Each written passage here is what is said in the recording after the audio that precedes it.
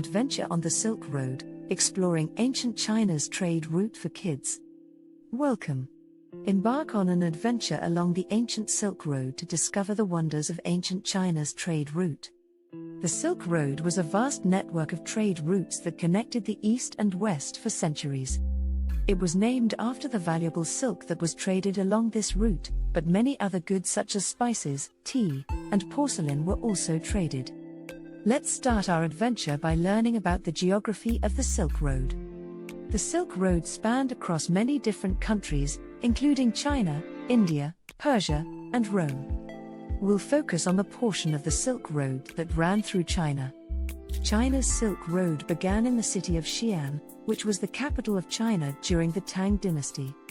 From there, the route led westward through the Gansu Corridor, a narrow passage through the mountains that was the only route to the west. The Silk Road then crossed the deserts of Xinjiang before reaching its destination in Central Asia. Along the Silk Road, there were many cities and towns where travelers could rest and trade their goods. Some of the most important cities along the Silk Road included Kashgar, Dunhuang, and Turpan. These cities were important because they had oases, which were vital sources of water in the desert. Now that we know a bit about the geography of the Silk Road, let's explore some of the things that were traded along this route. As we mentioned earlier, silk was one of the most valuable goods traded along the Silk Road.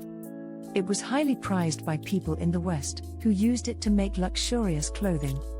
Other goods that were traded along the Silk Road included spices like cinnamon and ginger, tea, porcelain, jade, and paper.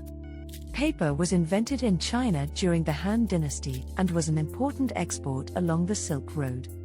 It was also used to make money, which was made in the form of paper currency.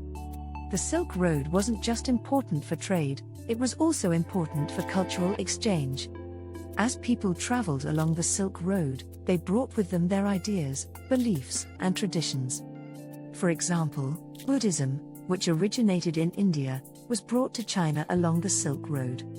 The influence of Buddhism can still be seen in China today. As we conclude our adventure on the Silk Road, it's important to remember the impact that this ancient trade route had on the world. It not only facilitated trade, but also fostered cultural exchange, which has left a lasting impact on the world. Like the video and subscribe to our channel for more.